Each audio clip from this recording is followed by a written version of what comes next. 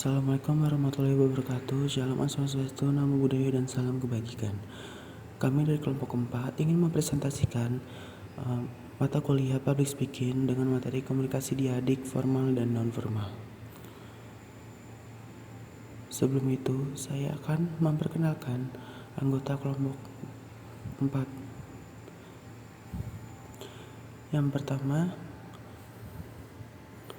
ada saya sendiri, Erik Prayoga, dengan NIM 218103341136.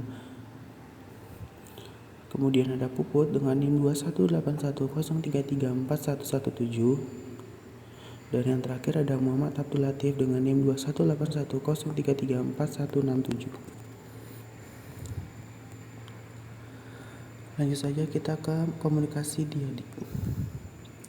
Komunikasi diadik adalah komunikasi antar pribadi yang berlangsung antara dua orang, yang seorang sebagai komunikator dan yang seorang lagi sebagai komunikan. Adapun ciri-ciri dari komunikasi diadik, di antaranya yaitu yang pertama, interaksi antar individu. Komunikasi diadik melibatkan interaksi antara dua individu yang terlibat dalam pertukaran pesan secara langsung. Contoh umum komunikasi diadik termasuk percakapan antar dua orang, diskusi antar pasangan, teman, atau negosiasi antar dua individu dalam konteks bisnis. Selanjutnya untuk ciri-ciri yang kedua yaitu simetris atau asimetris. Komunikasi diadik dapat memiliki dinamika simetris atau asimetris. Dalam komunikasi simetris, kedua individu memiliki kekuasaan, peran, dan kontribusi yang seimbang. Sedangkan komunikasi asimetris terdapat perbedaan dalam kekuasaan atau peran, misalnya hubungan antara atasan dengan bawahan atau dalam komunikasi terapeutik antara klien dan terapis.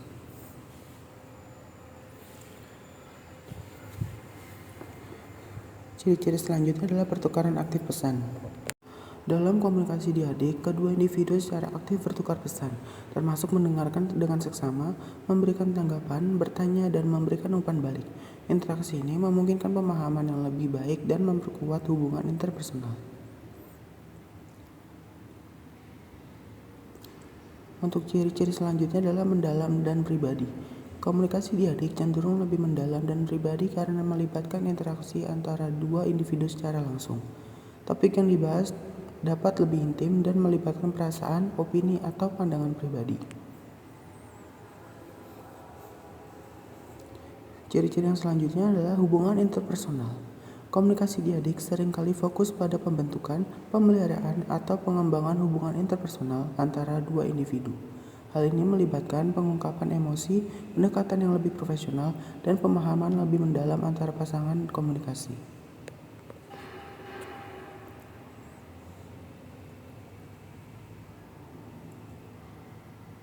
Ciri-ciri selanjutnya, nonverbal communication.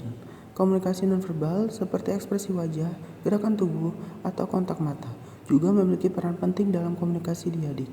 Gestur dan bahasa tubuh dapat membantu dalam memahami pesan secara lebih holistik dan menambah dimensi komunikasi interpersonal.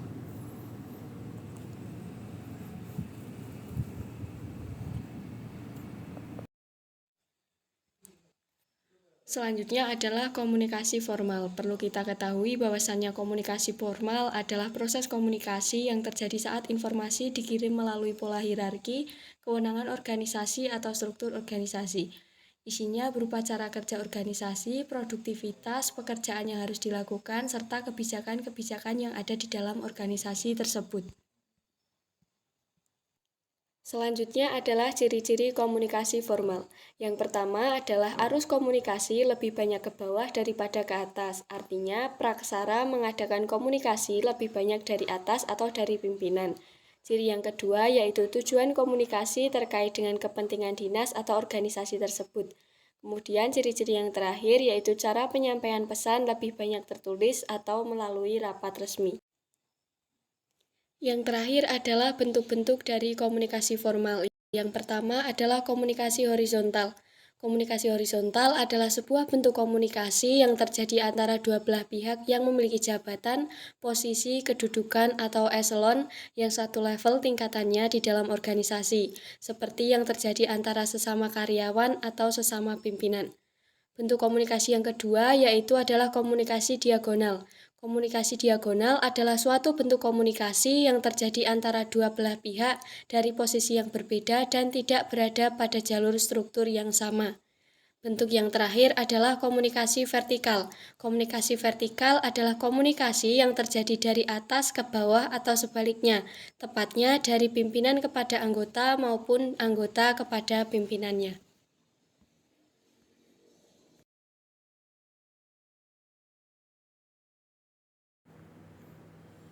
Baik, yang selanjutnya komunikasi non-formal. Komunikasi non-formal adalah proses komunikasi yang dilakukan secara tidak resmi, sehingga penanganannya juga dilakukan secara tidak resmi, tidak struktur, dan tidak terkait oleh saluran birokrasi. Komunikasi ini biasanya terikat dengan pelaksanaan tugas pekerjaan, dengan aktivitas yang bersifat pribadi dan individu.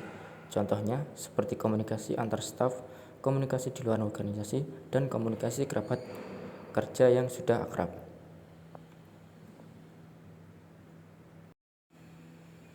Dan yang selanjutnya adalah ciri-ciri komunikasi non-formal. Untuk yang pertama, sengaja dipilih ketika suatu pesan tidak memungkinkan disampaikan secara formal. Untuk yang kedua, lebih banyak berupa komunikasi lisan yang tidak beratur.